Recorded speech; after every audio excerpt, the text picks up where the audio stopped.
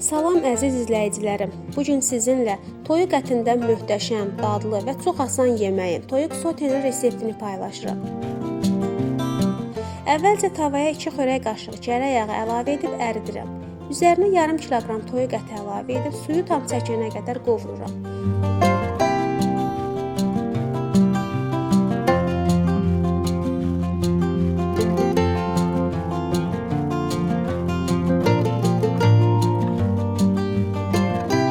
Xırda doğranmış 2 soğan və 2 diş sarımsağı əlavə edib 3-4 dəqiqə qovururam. Ardınca xırda doğranmış 1 qırmızı və 1 yaşıl biberləri də əlavə edib qarışdırıram. 3-5 dəqiqə qovurduqdan sonra xırda doğranmış 2 pomidoru əlavə edirəm. 1 çay qaşığı duz və yarım çay qaşığı qara istiot vurub son dəfə qarışdırıram.